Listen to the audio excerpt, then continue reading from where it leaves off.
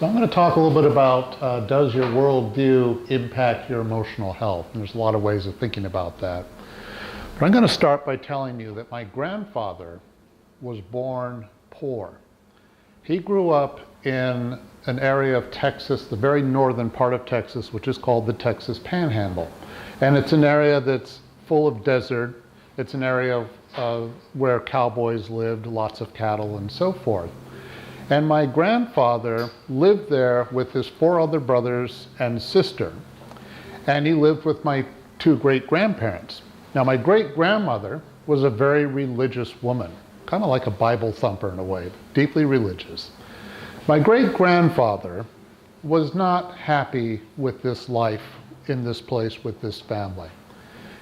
My grandfather was the oldest of the siblings. And when my grandfather was 11, my great-grandfather ran out on the family. He just headed west, never to be heard from again. So my grandfather, at the age of 11, had to start taking over responsibility for the family. So he helped help my great-grandmother. Now, my grandfather had a strong work ethic, and he also was a cowboy. An honest-to-God cowboy. He could do rope tricks. At 17, he was able to rope a calf in record time, and he won a contest as a result. And in doing rope tricks, I remember as a kid, he could twirl a rope and jump in and out of the lasso that he made. And he was doing this, as an older man. And he once told me that if I were to run across the family lawn, he could lasso me and get the rope around my legs. Unfortunately, I wasn't stupid enough to put him to that test. So my grandfather worked as a ranch hand, and then about 1922, 1923, when my grandfather was about 20, 21 years old, there was a massive drought in Texas, and it wiped out much of the cattle, which really had a huge impact on the economy. Now, my grandfather decided he was not going to just do nothing. So he wound up going west to California. And when he was in California, he literally started digging ditches. And then he got interested in construction. Then he got interested in pursuing an engineering degree. So he went to night school. And by the time of the end of the 1920s, when the stock market had crashed in 1929, which began the pathway towards the Great Depression. By the early, 1930, 1931, when this country was starting to really feel the effects of the Great Depression, my grandfather got involved with some of the early government-run programs called Federal Works programs, which were part of President Roosevelt's New Deal program. These were government programs intended to put people to work. And the way they functioned is that there was one agency called the Works Progress Administration, which built bridges and roads and parks and buildings and all kinds of things. And my grandfather got involved with this. Within 3 or 4 years, by the time my grandfather was about 34, more or less, he was put in charge of the Western Division of the Works Progress Administration, which means he oversaw the 11 Western states, the entire West Coast. This happened because my grandfather had demonstrated that he was quite capable and he had a strong work ethic. Now, my grandfather's boss was a guy named Harry Hopkins, who was Secretary of Commerce under President Roosevelt and was a close confidant of President Roosevelt. So my grandfather probably met Roosevelt, is my guess. And he was promoted rapidly. And then as we get into World War II, my grandfather realized that the West Coast was probably going to explode economically after World War II ended. Because California, Oregon, Washington State, all of that area of the country was largely an agricultural economy before World War II. After World War II, that all changed. And my grandfather saw this coming. And so he went to work in private industry, and he did pretty well. But the thing is, about 7 years before he passed away at the age of 72 of a heart attack. He said about 7 years before, he was talking to my mother one day, and he thought back on everything he had done. He had met more than one president. He met Truman. I have a picture of the two of them together. He did some work for JFK, or at least started to. In spite of all these things that he did, he said to my mother, you know, it hasn't really made me happy. And I remember hearing that, and I was just like, wow, really? Because I looked up to my grandfather. He had been an example of somebody who had really done well, and he came from a very poor background. His brothers and sisters didn't fare the same way he did. One of his brothers was a bit of a troublemaker. One of his brothers didn't like school, so he burned down the local schoolhouse. And my grandfather had to go after him. And he wound up later working in the rodeo. But my grandfather came from an area that was pretty rough around the edges, and then he wound up excelling in the world of business and many years working for the government, which has helped many people to advance. And yet it didn't make him happy. So was my grandfather's worldview wrong? This desire to be ambitious, this need to get ahead? Well, he personified and was trying to live what we call the American dream. Are you familiar with the American dream? I think you've all heard that. Yeah? Okay. Did you know, or do you know how old that term really is? Okay. The American dream, that phrase, was probably coined by James Truslow Adams. He was his historian. And he wrote a book called The Epic America in 1931. So this was about the same time my grandfather started working for the Works Progress Administration. And what he did, James Truslow Adams, was he wrote a retrospective, a history of the United States up to the present at that time. And near the end of the book, he starts talking about the idea of an American dream.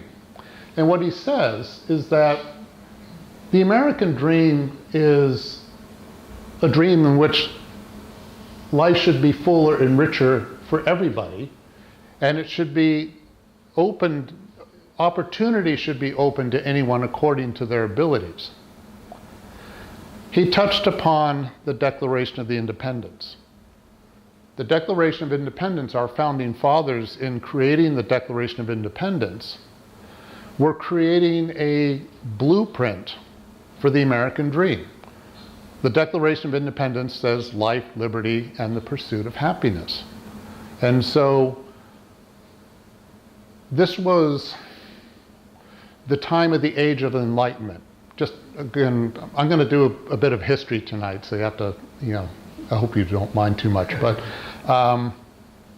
Declaration of Independence was, of course, July 4th, 1776. That's where we declared our independence. Then the colonies went to war with England, and then later the Constitution was established in 1789, so about 13 years later. And in the Declaration of Independence, life, liberty, and the pursuit of happiness, this was a rapid departure from Europe, where the attitude was, we live in a world of divine right monarchy. In other words, the kings and the queens and the nobles are the ones that run everything. And wherever you're born, whatever you have, if you have wealth, for instance, it's because you were born into it. If you're born poor, you're going to stay poor, period. Advancement is not likely to happen. Europe is very class conscious, was back then, and to some extent still is. But this is 1776, 18th century, the Age of Enlightenment. And people's attitudes were starting to change, and our founding fathers were saying, look, this is wrong. They were adamantly opposed to the idea of divine right monarchy and the idea that just because somebody was born to be the next king or queen, why are they so special? Thomas Paine, who wrote a book called Common Sense, which George Washington credited as having helped inspire the colonists to actually rise up against England, really hammers away at how divine right monarchy is just nonsense and unjust and unfair. So this was where that was all coming from. And there are many ways of thinking about the American dream and how it's personified. I assume most of you know Abraham Lincoln. Andrew Jackson. Do you know who he is? Is it familiar? Yes. Yeah? Jackson Davis. And what? Not to be confused with Andrew Jackson Davis, yeah. Andrew Jackson. That's a president. Yeah. Any of you got 20 bucks? I think I'm serious. Do you have $20? Could you pull it out, please?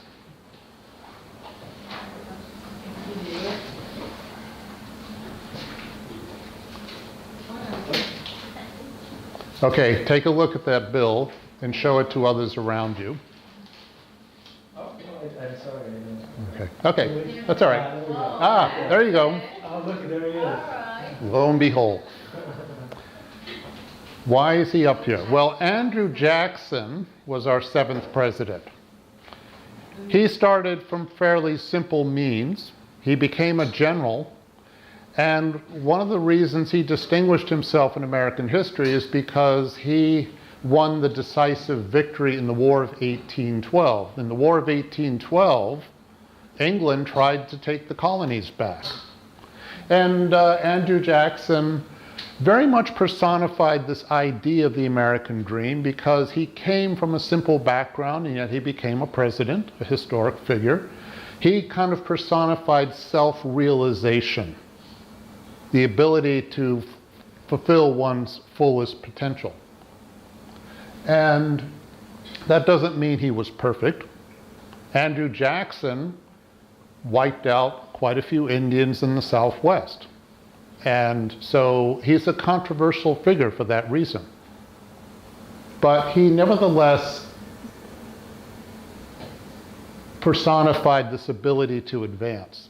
Abraham Lincoln, same thing. Abraham Lincoln was born in Illinois in a log cabin, very poor, very simple background, became a lawyer, got involved in politics, and eventually became what many would regard as either the greatest president this country's ever had or certainly among the greatest presidents.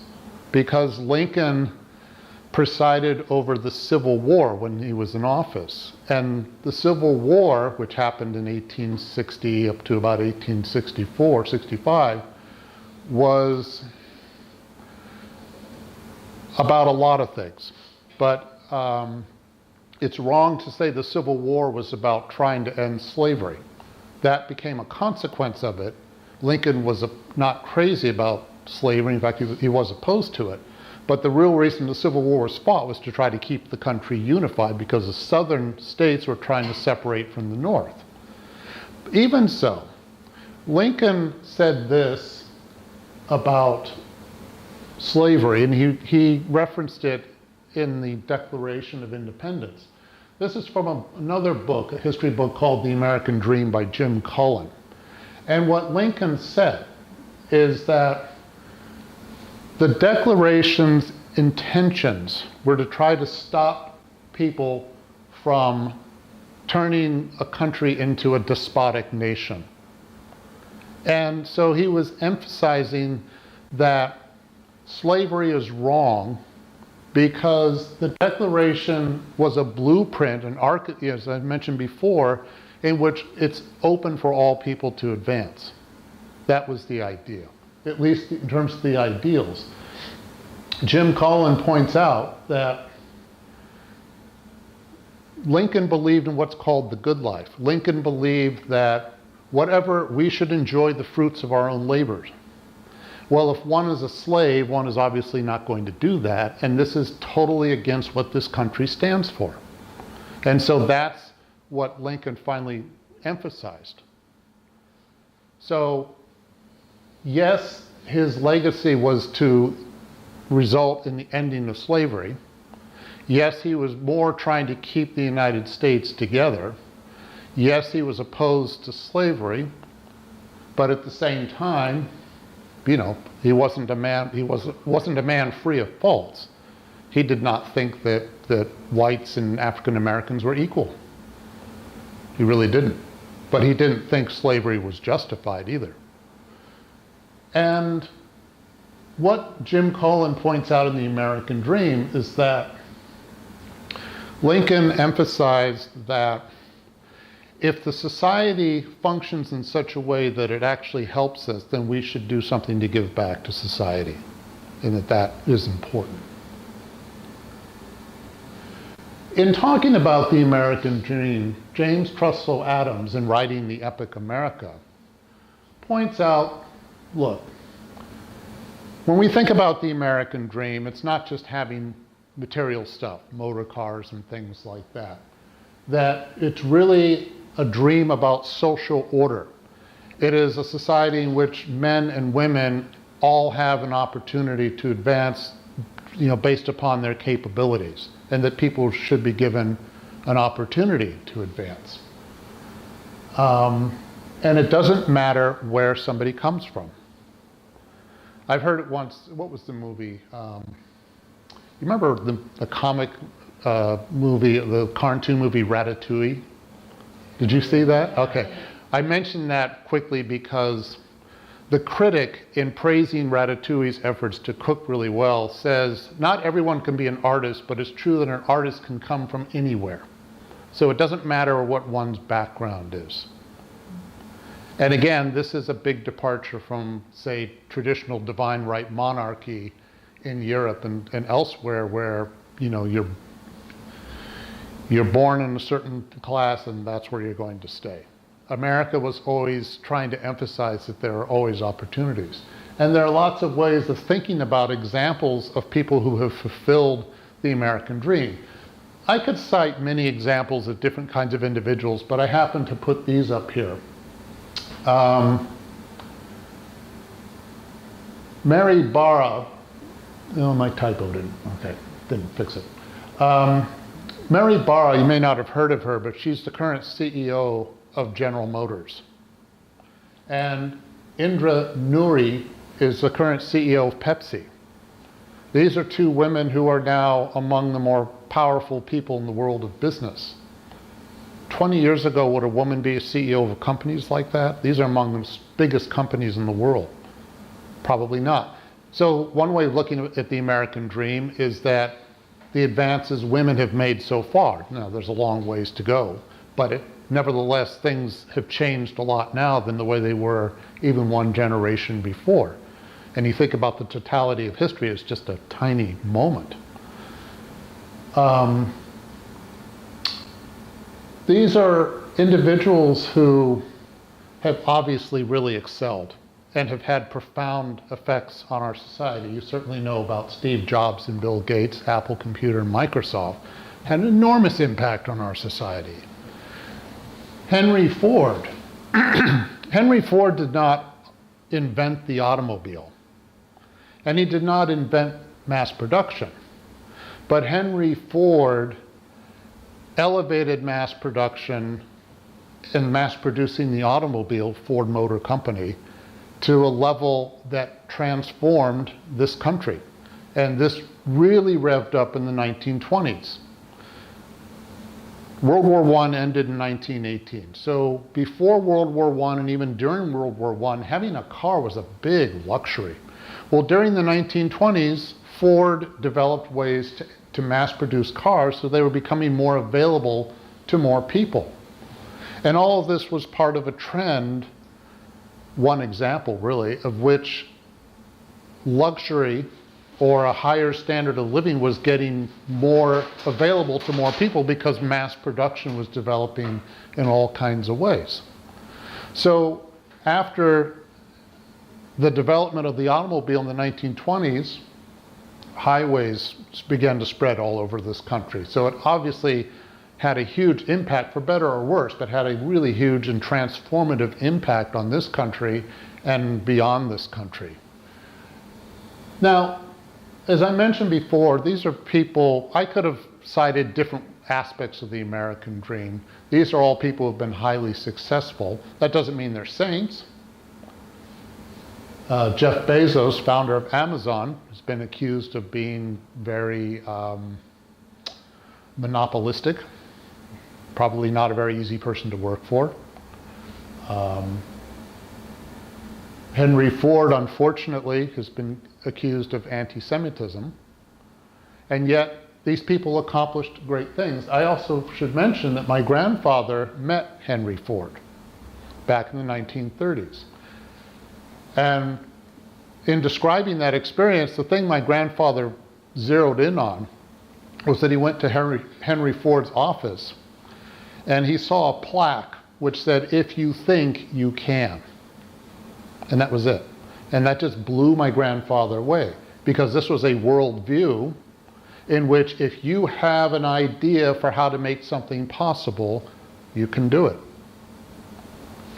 Obviously, Steve Jobs and Bill Gates are examples of that. They had an idea and they found the ways in which to make this possible. If it weren't for Steve Jobs, we wouldn't have cell phones. I mean, others obviously played a role, but you know, that's an example of his legacy.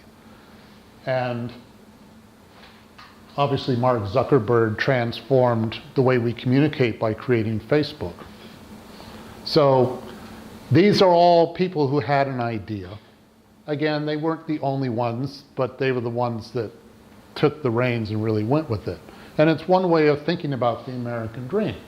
So even if these people have faults, these are generally positive qualities of the American dream, but there are darker sides to the American dream. I've heard people say, you know, America's just money, money, money, money, money, right? Does that sound familiar? Okay. I'm going to focus on these four. All these are works of fiction, but they are, and some of them are based on real people, but they're examples of the darker side of the American dream. The Wolf of Wall Street, a movie that came out fairly recently, is about a guy who makes a fortune deliberately selling bad stock to gullible people who really can't afford to buy lots of stocks in the first place. So he's preying upon poor people. And in the beginning of this movie, he complains that he made $49 million in 1 year, which annoyed him because it wasn't $52 million. In other words, it wasn't $1 million a week. That's what he really wanted. So being short $3 million in 1 year was frustrating. And The Wolf of Wall Street is, and you could say it's capitalism run amok.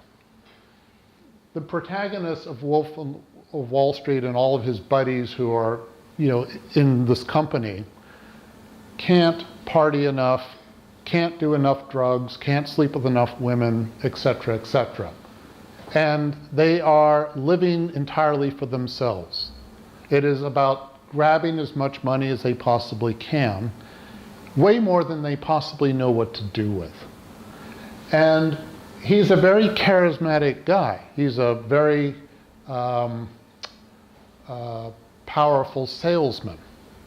But what he really does in this movie is he mesmerizes his entire staff, because at one point he has a company on Wall Street, a brokerage company, with a lot of employees, and he has all these pep sales talks, and he mesmerizes them, hypnotizes these people into believing what he wants them to believe, and he also mesmerizes himself. And so he's living this distorted idea of success. Success is to have, you know, millions and millions of dollars, and he really doesn't know what to do with it. And the people in Wolf of Wall Street, it's not a question of whether or not they're going to crash and burn, it's a question of how soon. Because there's no way they can possibly sustain what they're doing. They're not planning for anything. They're not planning for the future. Goodfellas is a movie about mobsters. In The Wolf of Wall Street, the guy doesn't kill people. He's a criminal, obvious, very blatant one, but he doesn't kill people. Well, of course, mobsters, I don't have to explain that. But there's a similar aesthetic or mindset going on in terms of grabbing much money as you can, and by any means necessary, and not worrying about the future too much. I heard it said that the average person in organized crime has maybe 7 years before they're either dead or in jail. So it's not a lifestyle in which one is going to last. There's, again, no planning for the future. The Great Gatsby is another aspect of the darker side of the American dream. This is a book by F. Scott Fitzgerald, one of America's greatest novelists. And this is a really amazing book. It's a short book, and I can recommend it strongly. Beautifully written. It's about a guy named Nick who moves to Long Island, and he lives next door to a guy named Gatsby who's got this enormously large mansion, and Gatsby's this sort of mysterious figure. He literally has parties every single night. The guy's super, super rich. And Nick finally gets invited by Gatsby.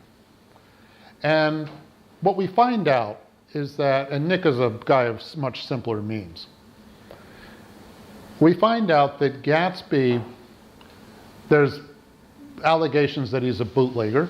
So this is the 1920s when this book was written in 1925. So it's about Gatsby is a bootlegger who's made a fortune. And the only reason he has this big house in this particular part of Long Island and is throwing all these lavish parties because he wants to impress a woman named Daisy. Daisy is the cousin of the protagonist, Nick. And Daisy lives across the water in another large house, and she married a guy named Tom, who are very well off. And Gatsby used to know Daisy. They were romantically involved, and he wants to win Daisy back. So he's trying to impress her by having this insanely large mansion. Well, Gatsby was a guy who came from a poor background, but he went into bootlegging, in other words, selling alcohol, and alcohol was illegal in the 1920s. Again, maybe you know this, maybe you don't, but Prohibition was an effort in about 1919 by a temperance movement to make alcohol illegal, to try to make America a more moral society. Well, it was a disaster. What Prohibition did was, it was a joke, really, in many ways, because alcohol was illegal, but you could get a drink just about anywhere. And speaking of the mafia and organized crime, we have it because of Prohibition, because it gave criminals a gold mine of an opportunity to make a lot of money. And organized crime developed in the 1920s in a way that it had not before. Before Prohibition, it wasn't really organized per se, it was just mostly local gangs and so forth. But crime got elevated to a whole new level. So Gatsby, again, was a bootlegger, selling alcohol illegally. And the whole reason he has this elaborate mansion is so he can win over this woman, Daisy. And at one point, the protagonist, Nick, says to Gatsby, when he realizes that Gatsby and Daisy were romantically involved at one point, he said, well, you can't repeat the past. And Gatsby looks at him and says, repeat the past? Well, of course you can. So he has a worldview that is based on a dream. And it's another aspect of the American dream in which he's trying to recreate something from his past, and he's amassing a fortune to try to do it, and it doesn't work. It's this is a complicated book, but it's kind of that idea of the more we want something versus actually having it. Or in this case, we want someone, and then when we actually have that person in our lives, it's not the same thing. Death of a Salesman is another aspect of the darker side of the American dream, because the protagonist, Willie Loman, is not rich.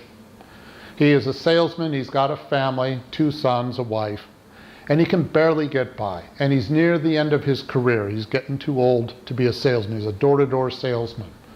And the guy lives in a dream world. This is a play, by the way, by Arthur Miller, an American classic, and a very sad play in many ways. Willie Loman lives in this dream world in that he wants to get ahead, and he doesn't have any idea how to make it happen. And he keeps having these imaginary characters that appear in front of him. One of them is this uncle of his who's like this very fictitious, almost mythical type uncle, somebody he met a long time ago once. And all the guy does is he appears in front of Willie when Willie's hallucinating this and says, I walked into a jungle and I came out and by golly, I was rich.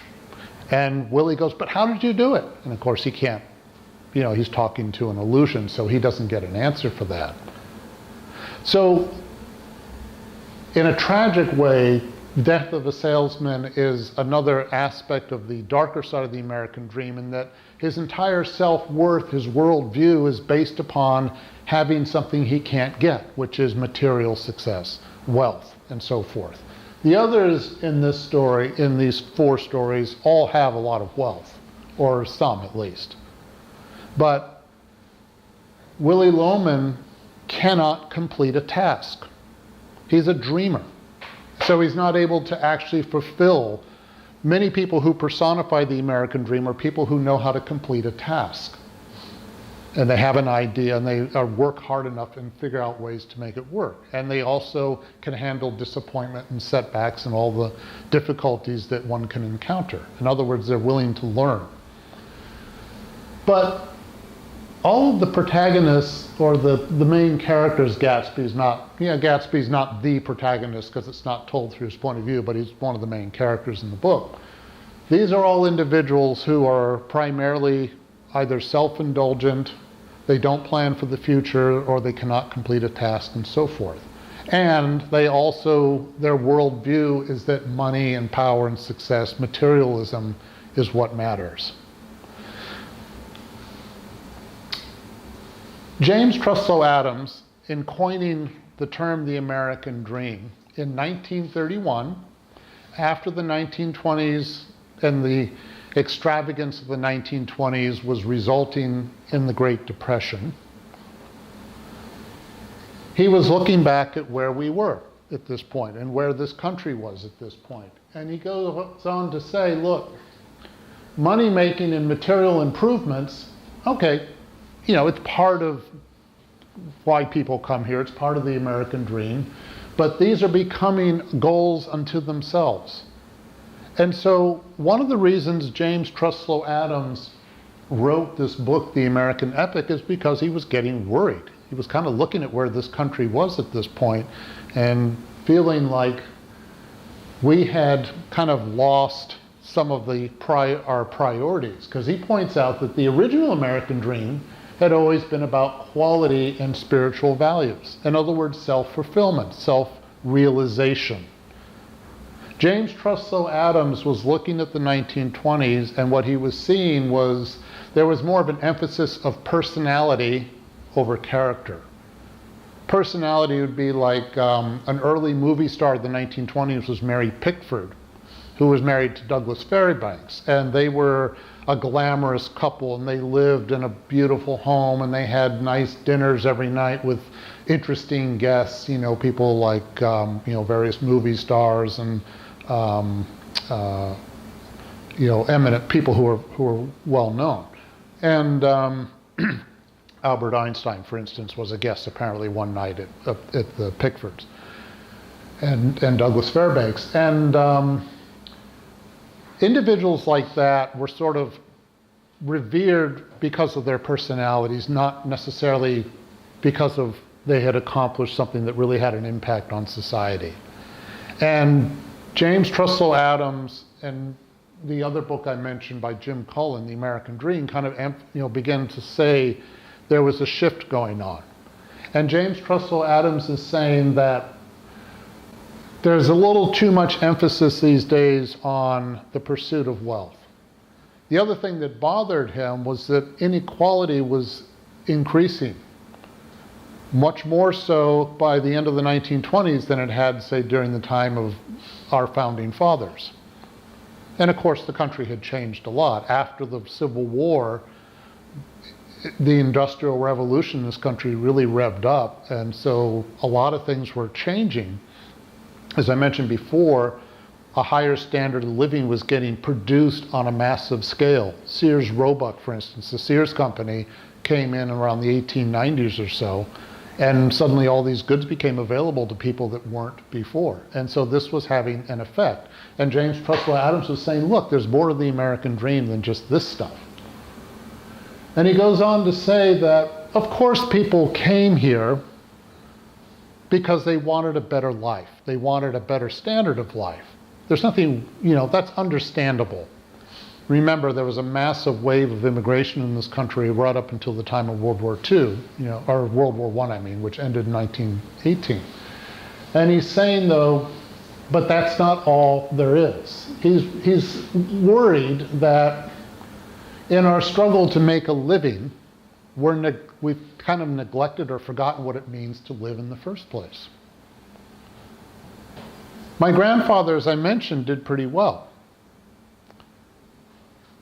And he was very ambitious. He married my grandmother when they were young, not long after the time that he left Texas and went out west. My mother was born in 1929. By the time she was 16, which would have been about the end of World War II, she had moved 9 times. Imagine being a kid moving 9 times. Why did that happen? Because my grandfather saw an opportunity, or was given an opportunity, working for the government to take different positions and posts. So they moved around a lot. And this had an impact on my mom in that she had trouble making decent friends as a kid. And I know that was one of the things that she was not happy about later on, looking back on her life. Okay. It could be argued that my grandfather maybe didn't make taking care of the family his number one priority, that getting ahead was more important, being ambitious was driving him in such a way. But at the same time, this was the Great Depression. He was darn lucky to have a job in the first place, and he had to go where the opportunities were. And my mother wasn't the only person that moved around a lot as a child, but nevertheless, in pursuing and trying to make a living, which my grandfather was doing, did he always remember how to live? Was he always putting the family as more of a priority? That's debatable. And yet sometimes it's easy for people, if they're pursuing success of some kind or trying to get ahead, trying to improve their situation, they can kind of lose sight of what their real priorities are, the priorities that might last. And the thing is, there are consequences to leading a life in which material success is being overemphasized. Some of the examples are that people who are more preoccupied with earning money and making money don't necessarily socialize very well. They have trouble adjusting to society as a whole. It can also lead to certain behavioral disorders. Depression, anxiety, more controlling. When I mentioned the darker side of the American dream, some of the individuals portrayed in that certainly have some of this in major ways. And sometimes people are driven to make a lot of money because they have a lot of insecurity. Was my grandfather insecure? Yeah, absolutely. He had to take over the family when he was 11, and they were extremely poor.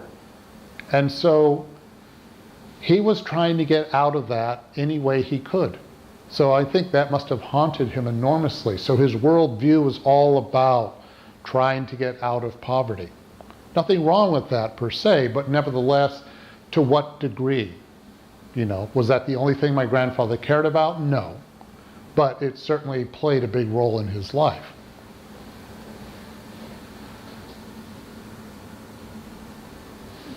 Studies have also suggested that when people have more of a sense of self-acceptance, and that's more important than financial success. If we accept ourselves first, we're less likely to have behavioral disorders, generally speaking.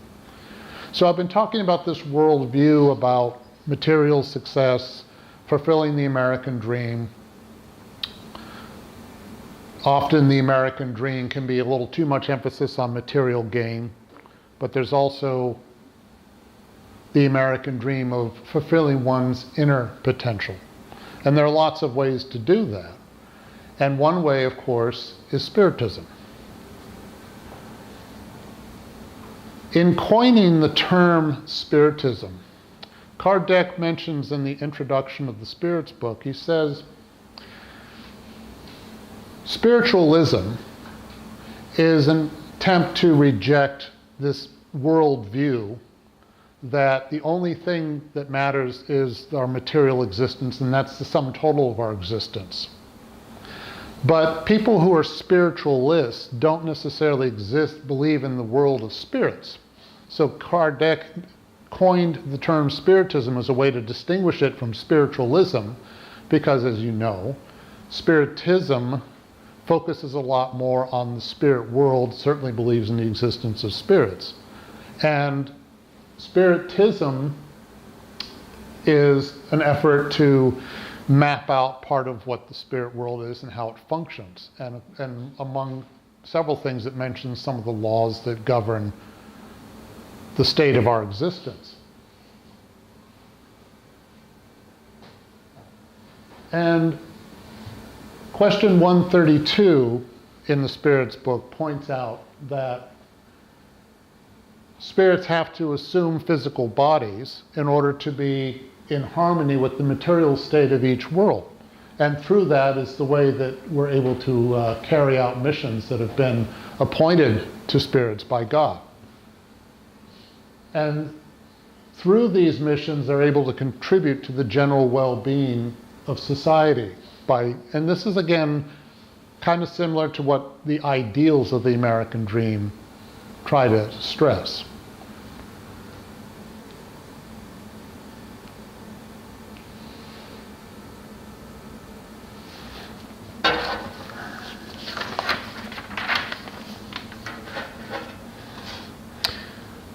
The other thing that Kardec mentions is that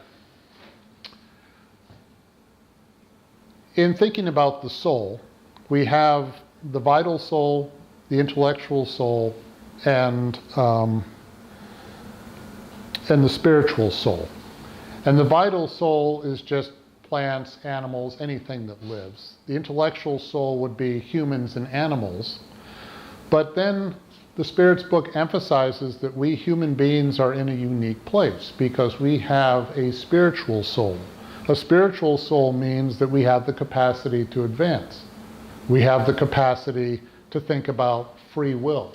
We have the capacity to think about the difference between right and wrong, about intellectual progress and moral progress and so forth. And we advance because of reincarnation. That reincarnation is the tool through which spirits are given the opportunity to go through the challenges that are presented by living in the physical world. Reincarnation gives us the opportunity to go through different types of trials and so forth. It's also the opportunity through which we can exercise free will. And Spiritism, in emphasizing that God is really on our side, there's a lot of ways of understanding that. But one of the things that that implies is that we have free will because we advance through learning. How do we learn? Well, we learn by using our free will and often making mistakes. And one of the comforting things about Spiritism as a worldview is to say, God is rooting for us, God wants us to succeed, and yes, it's okay to make mistakes. We're not expected to be perfect, and we certainly aren't. And so the process of trying things and even failing at times is not the end of the world as long as we learn. And so these are all opportunities for us to advance. Again, another way of thinking about Spiritism with the American dream, the ideals of the American dream. And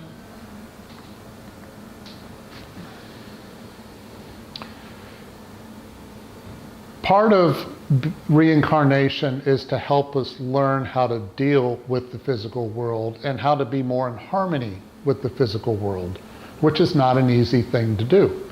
The physical world can be enormously frustrating, right? I mean, just imagine trying to get around in traffic, getting from point A to point B. How many times do things break down and we have to deal with that? Or we hurt ourselves because of physical objects. Or we get overly attached to physical possessions, and so forth. I mean, there's lots of ways of thinking about our relationship with the material world. And Spiritism, by emphasizing detachment, is trying to say to us that we are only here for a short period of time, but then we need to not be overly attached to what we have in front of us. So, does that mean that wealth is all bad? Is the pursuit of wealth bad? Is it really not possible to serve God in money? You know the parable of the young man. Jesus tells the parable of the young man who goes to Jesus and wants to know how he's going to get into the kingdom of heaven. And Jesus says, have you followed the 10 commandments? Hasn't killed anybody, good. Hasn't committed adultery, good. He honors his mother and father, good. He doesn't steal, good. Doesn't take the Lord's name in vain. Okay, and then Jesus says to him, now you just need to sell your material possessions and then you can follow me. He's like,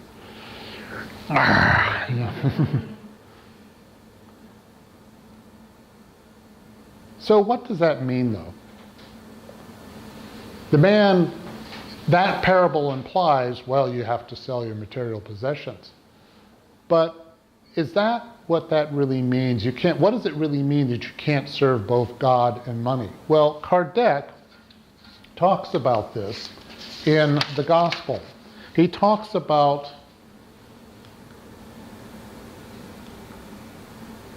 the wise use of wealth. And what he points out is that, look, wealth is a huge test. Wealth has all kinds of temptations if you have a lot of it. By the way, let me emphasize a couple of things here. When I say wealth, there's obviously, one can have lots of wealth. Some people do, most people don't. But the pursuit of wealth can just be anything that you earn through a job, the act of earning money and then spending money. And you may not have much left over when you're done, but you're engaging in the act of pursuing and acquiring wealth. If you own a car, that's wealth. If you own a home, that's wealth. Whatever you own, those are all potential signs of wealth. Again, I'm not talking about a high net worth, but it's still is participating in the act of gaining wealth. So, is that bad? Well, Kardec says,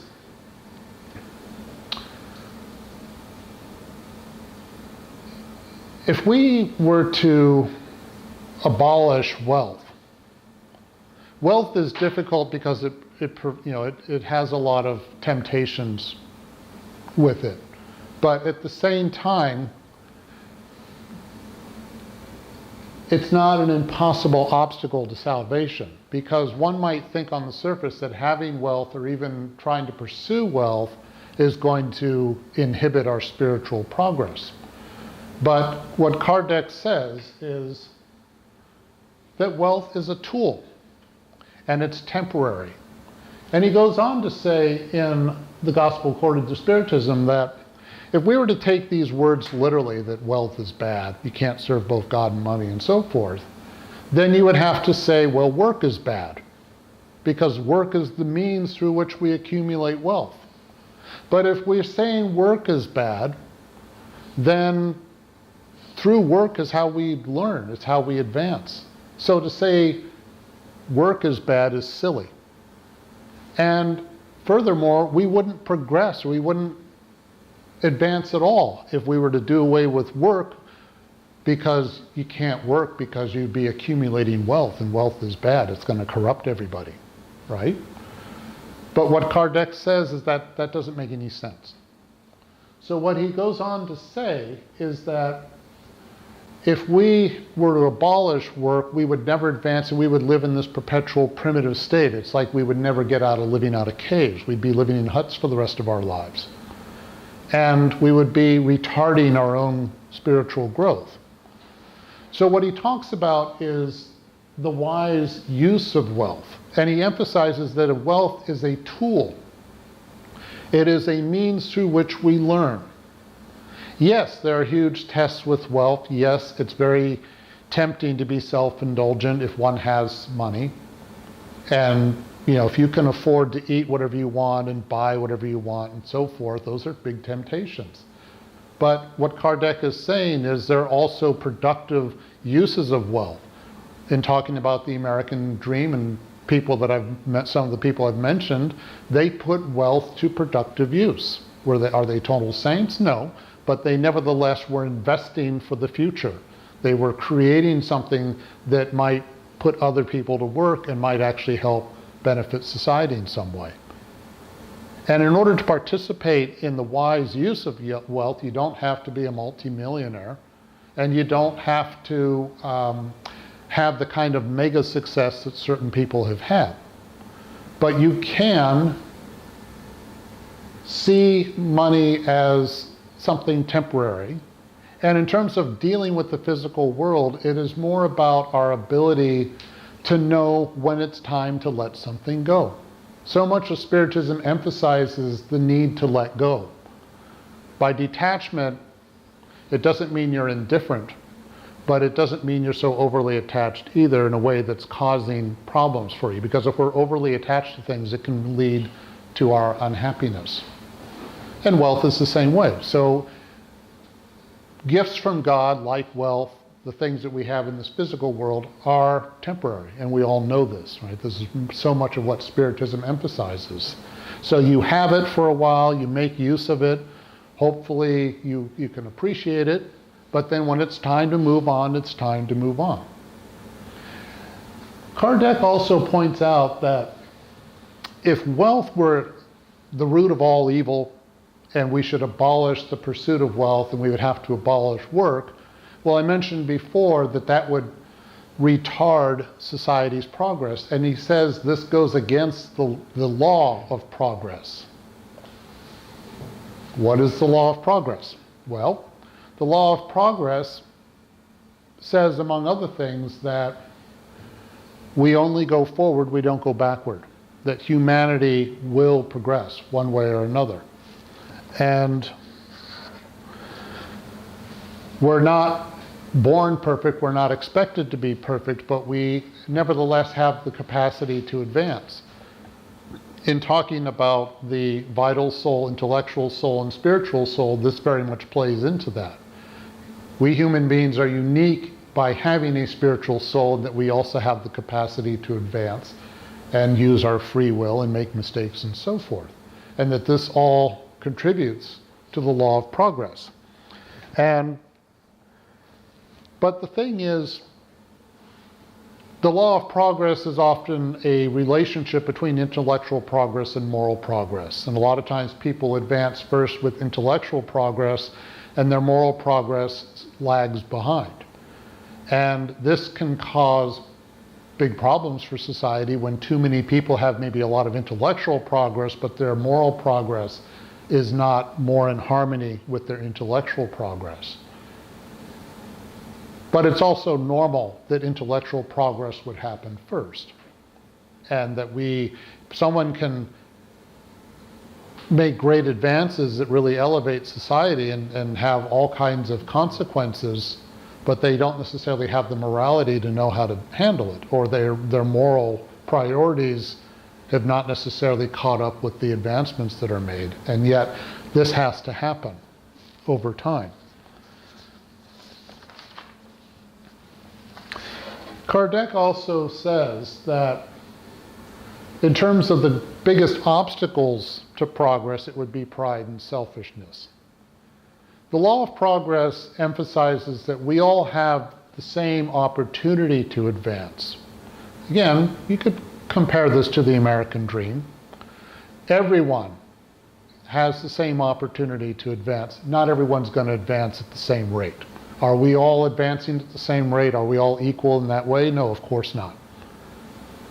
If we're not advancing very quickly, a lot of times it can be because of pride and selfishness, or we're just stubborn, we're rebelling in some way, and this gets in our way.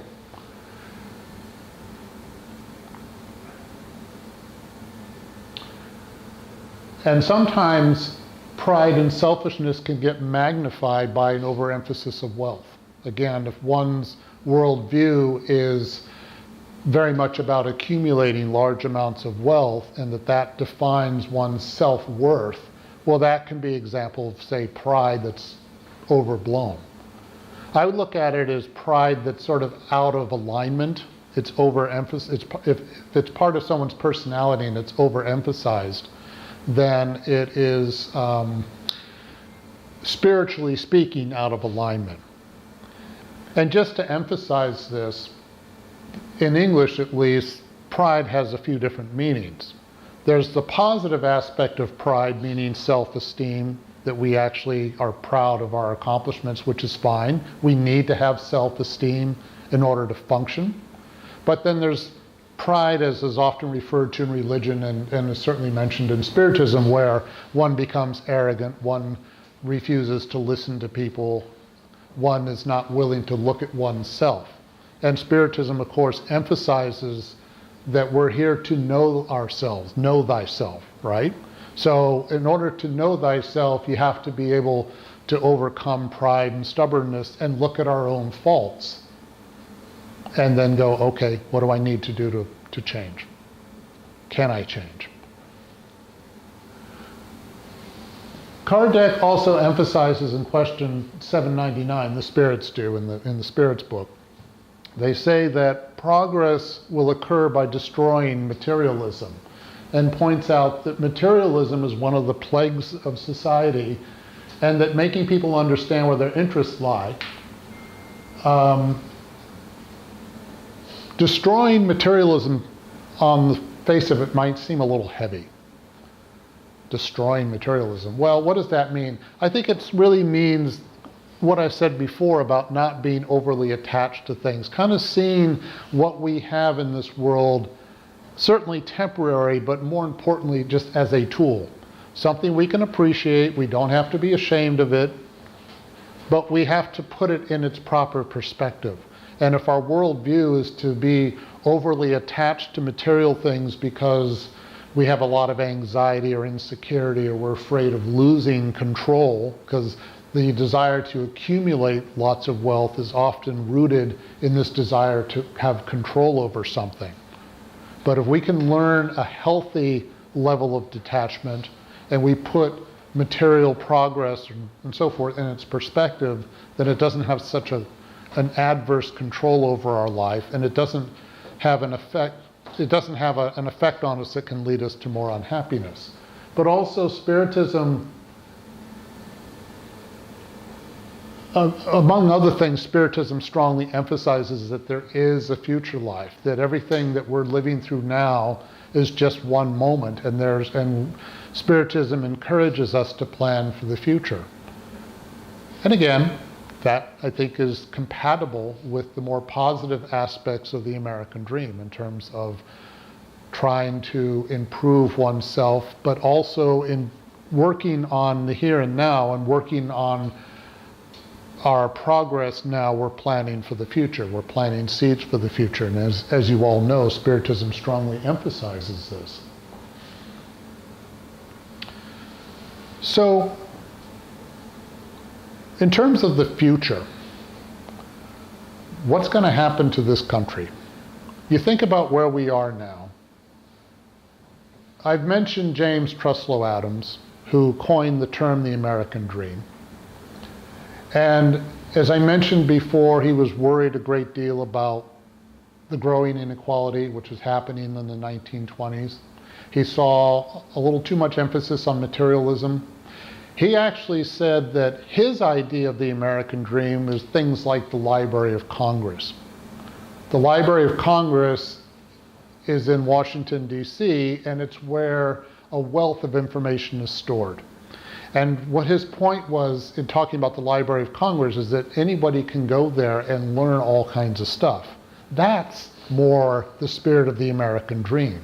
The idea that information is available to everybody. Well, of course we have the internet now, so information's available in those ways. But this idea that everyone has an equal opportunity to this kind of information. As I mentioned before, I've heard people say, about America, especially, I don't know, maybe you feel this way, maybe you don't, but I've heard people who came from other countries, that America's just about money, money, money. And I understand that.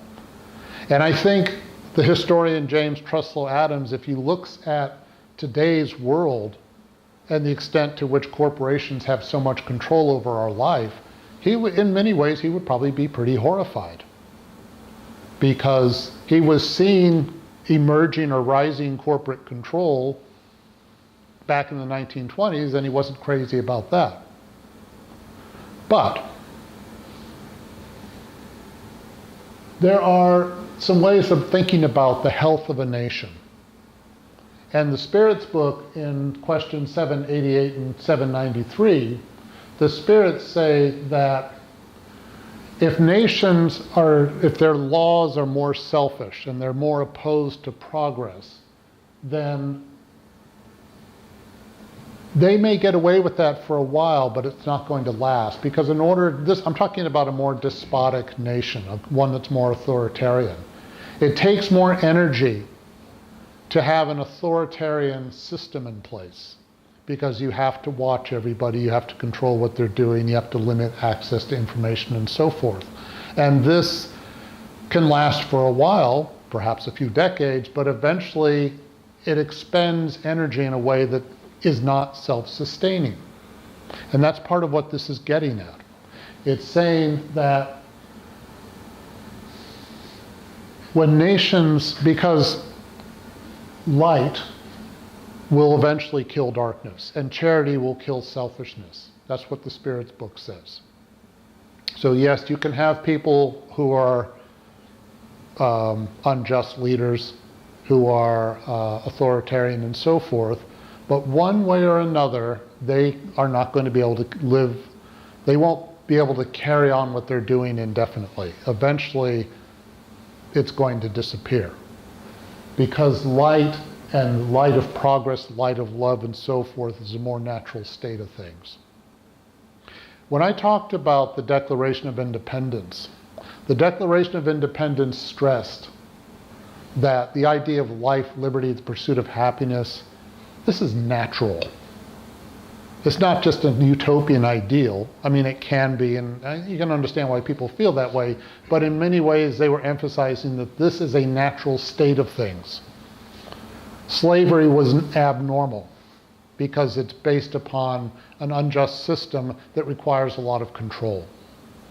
And you can't repress a group of people indefinitely without that eventually coming back to haunt you. And of course we all know about action and reaction and so forth. So in terms of looking at the United States and looking at the health of this country, which is why I say the future, is the American dream still alive? Is the American dream somehow died because we have more inequality than maybe we did in the past? I think it's safe to say we do in some ways. It's a mixed bag, but the Spirits book also goes on to say that the more advanced nations are the nations that have reached the top of the social ladder because they have the least amount of selfishness, greed, and pride. The one whose habits are morally better, more intellectual than material, and where intelligence can develop freely. It is the one with the greatest amount of kindness, good faith, compassion, generosity. It is where prejudices of class and birth are not rooted because they are incompatible with true love for one's neighbor. So slavery was incompatible with the natural state of things, and so eventually it ended. It was a long struggle, but eventually it ended. Is this country overrun by selfishness, greed, and pride? Well, it may seem that way at times, especially if all you watch is the news, but is the news an accurate depiction of everything going on in today's world? Think of all the kindness that people do on a daily basis. How much is that of value in this country? I would say quite a bit. A lot of people are committing all kinds of charitable acts of compassion each and every day. It just doesn't make the 6 o'clock news because it's not dramatic. What's more dramatic is the more violent stuff that we hear about all the time. So one has to keep that in perspective. Is this country fully just? No. We've had enormous racism in this country. Is it better than it used to be? Yes, I would say so. I mean, the civil rights movement happened just over 50 years ago, and this country was a very different place before that. Women, as I mentioned before, have achieved all kinds of gains. Is everything where it needs to be? No, of course not. But these kinds of progress, this is happening. We are now in an era in which people who are gay are demanding more to be treated fairly and equally. We're not there yet, but we're making progress. I mean, there are things that are more possible today than were just a few years ago, that are more accepted by a greater group of people. So you can see lots of signs of progress. And the thing is, I mentioned before that our founding fathers were not perfect. And our founding fathers were all slave owners. And I think only one of them actually freed his slaves, the others did not. So these, again, were not perfect people, but they, in creating the Declaration of Independence and then the Constitution a few years later, they were creating an architecture in which change could be possible.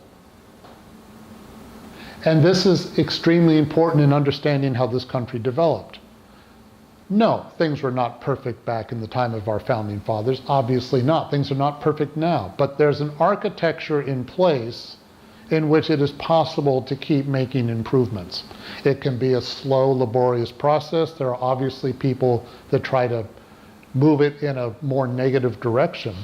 But the capacity for people to speak out is there. America challenges all of us, if we're citizens, to use our citizenship, which means you have to be an active participant in society. You can't just sit back and be cynical and feel like, well, everything's messed up and I don't make a difference anyway. Every one of us has the ability to evoke a positive change. This is what Spiritism emphasizes. It emphasizes that each and every one of us, through the way we just interact with the people in our own backyard, or the people we see every day, or people we encounter on the street, by being more charitable and kind and emphasizing compassion and so forth, as you are all familiar with, that's how you can evoke a change. And therefore, in thinking about the law of progress, each and every one of us has that kind of personal responsibility to do what we can not to create problems for others. And all of that plays a role in the overall health of a nation.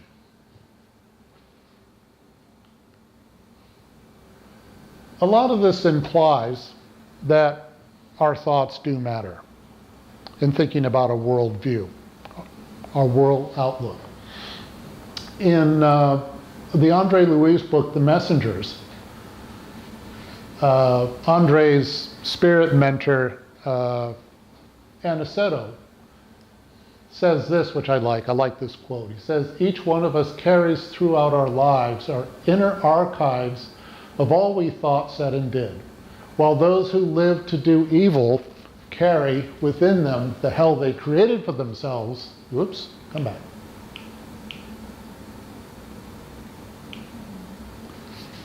"The good reveal the living paradise they have generated in their hearts." In other words, we can, I'm sure many of you know this, we can either create a hell within our own world through our worldview, or we can have a more positive, heavenly type world within us based upon whatever our worldview is. But the underlying premise of that is that we have control over the kind of state we're going to operate in. That doesn't mean that we don't get into trouble, and sometimes our thoughts and our feelings and depressions and things like that can have a very strong hold on us. But if we're going through a rough period in our lives, we don't have to be stuck there forever and ever and ever.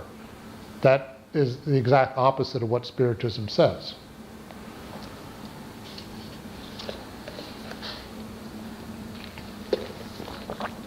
I started with my grandfather, and I'm going to close by telling you that my grandfather wrote a letter to my brother when my brother turned 18.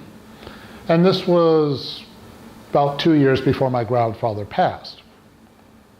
And in that letter, he said to my brother, I know you think I'm kind of a money grabber and that's pretty much all I care about. And to some extent, he said, you're right. But he also tried to emphasize to my brother that there's a lot of values he developed over time that were very important to him. He talked about compassion. He talked about, the way he put it was this. He said, never say anything bad about somebody unless you can say something good about them. And that you really can't judge somebody unless you've really been in their shoes. So that was very important to him. And he emphasized the importance of work, the positive aspects of work, that it's an opportunity. He said your boss is your most important person in your professional life, and therefore you should support your boss and things like that. But the other thing he did was, in terms of this, thinking about our thoughts. My grandfather quoted Paul, the Apostle Paul, which said, I'll quote it in the original, as a man thinketh, so is he. Or I'll rephrase it, as we think, so we are. Because my grandfather felt that our thoughts do matter. And our worldview makes a difference. And so he was encouraging my brother not to be cynical. And he quoted this poem. This was written by Ella Wheeler Wilcox, a poet in the late 19th century, early 20th century, American poet. And she says, you never can tell what your thoughts will do in bringing you hate or love. For thoughts are things and their airy wings are swifter than carrier doves. They follow the law of the universe. Each thing must create its kind, and they speed over the track to bring you back whatever went out from your mind. So there's, I think, similarity between this and the messengers. Spiritism emphasizes that we all have the capacity to change, that we all can develop a greater awareness within ourselves. And as I've tried to suggest, I think this is compatible with the more positive aspects of the American dream, which originally were more about self-realization, emphasizing character over personality, and that we judge people by what they do, and that it does not matter what background you come from. What matters is what you do with the time that you have, and what do you do with the skills that we've all been given. Because Spiritism emphasizes that God has given all of us different types of skills. And it's up to us to find the positive ways to make use of those skills. We have free will. Sometimes we use these skills well, and sometimes we don't. But whether we do or don't, whether we make mistakes or don't make mistakes, we're all going to make mistakes, of course. But the underlying emphasis is this: we have the capacity to choose, and we have the opportunity to realize our fullest potential. And it's up to us to do that. Thank you.